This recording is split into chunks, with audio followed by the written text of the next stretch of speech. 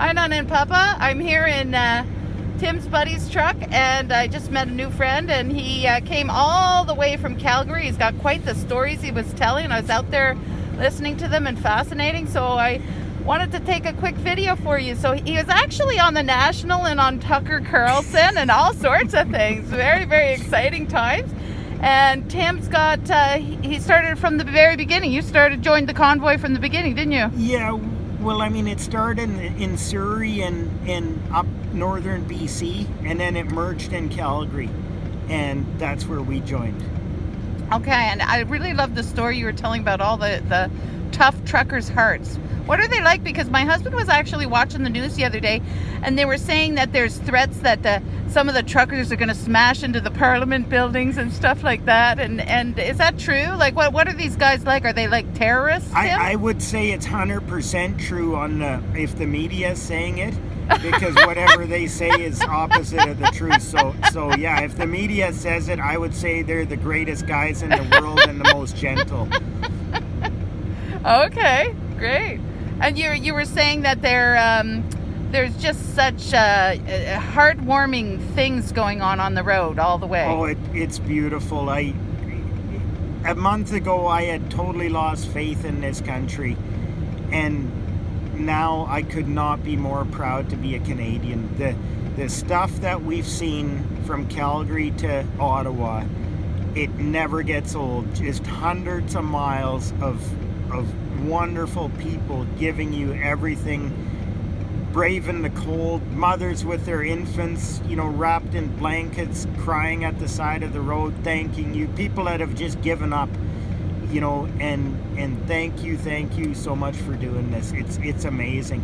And how many of the overpasses, as you're going along the road, is there very many overpasses that have very many people? In Saskatchewan, we counted 5 crossroads that crossed the Trans-Canada Highway that didn't have a vehicle on them. And you have to keep in mind, Saskatchewan only has 1 million people in the whole province. So there was 5 crossroads that didn't have anywhere from 2 to 500 vehicles on them. Wow. And we were coming to Regina, we were 8 hours behind the convoy, and we got to Regina at midnight that night, and there was still farmers in the ditch having fires, John Deere tractors, people piled in the loader at midnight before we got to Regina. They were waiting for stragglers like us, way behind, and it was minus 30. Wow. In Saskatchewan, in the prairies. And these guys are really tough. They don't cry or anything like that, eh? Well, those guys on the highway, you don't see them close up, but Winnipeg was just amazing. There was so many people in the street, and it was so packed. I could have walked through Winnipeg faster than we drove. And grown men coming to the truck crying, like tears as big as horse turds running down their cheeks.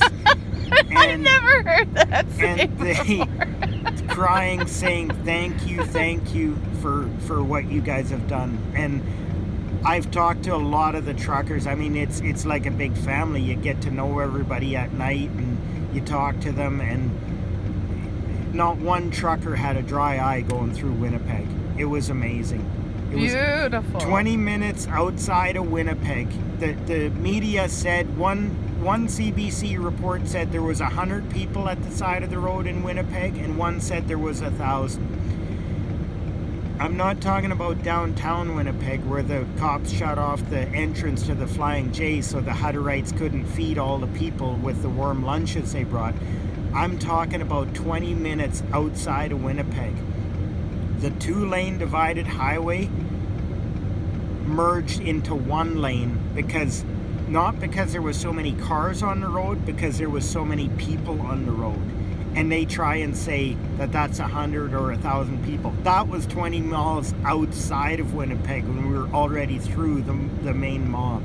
Wow. It was absolutely amazing. Beautiful. And people just coming and hugging you and high-fiving you, throwing stuff in your truck. I was sitting in your seat right there. I could not move my feet. The floor was filled up with food. My lap was full with food. The council was full. And we kept saying, no, we don't need more. And they kept throwing stuff in at us. Beautiful. The further we go. Wow. Okay. Thank you for all those stories. That's awesome.